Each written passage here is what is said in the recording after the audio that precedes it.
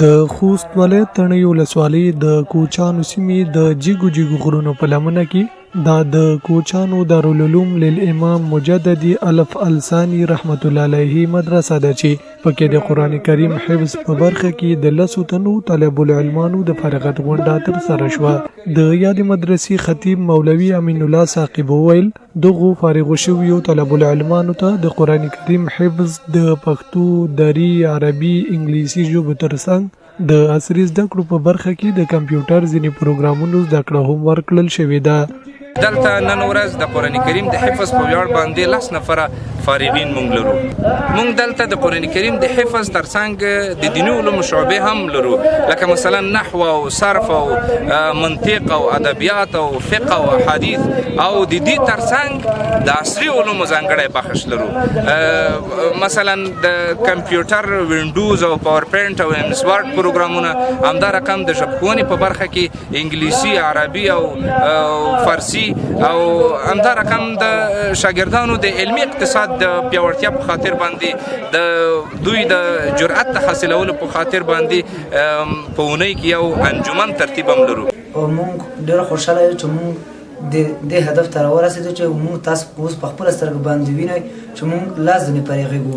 او موږ ته په دې مدرسه کې حفظ، تجوید، نظره، انګلیش، هر کوم کورسونه موږ ته دلته تدریس کیږي. د خلکو نه موږ دا غوښتنه ده چې دلته مدرسه ته خپل شاګردان راولېږي. بلور ویناوالو په خپلو خبرو کې د دیني او عصري زده کړو او د علماو په ارزښت خبرې وکړي او د نظام په بقا او پرمختګ کې دیني او عصري زده کړې مهمه وبللې، او همدارنګه له والدینو غوښتنه وکړه چې خپل اولادونه زده کړو ته وهڅوي او اوس مهال د زده کړو لپاره مناسب شرایط برابر شوي دي. د غراض د یادې ولسوالۍ ولسوال مولوي عبدالولي سعید د علم او زده کړو په ارزښت خبرې وکړي او ترڅنګ یې له ولسونو وغوښتل چې د امنیت شکریا ادا کړي او لشته نظام سره د دې سپېڅلې خاورې په جوړولو کې اوږه په اوږه همکاري پاتې شي. علم او علما د دغو ساتنه په موږ تاسو باندې لازمه ده. د علماو په احترام کوو، د علماو په قدر او عزت کوو. د علماو قدر په دې کې نه ده چې سړی علم ته یا ډوډۍ وکړي او یا دا وي چې جامه ورته راوړي یا تحفه ورته راوړي، بلکې د علماو قدر په دې کې ده چې علما کوم قرآن عظیم شان مسلمانانو ته تشریح کوي او بیانوي، په هغه باندې عمل وکړو، د اسلامي امارت سره همکار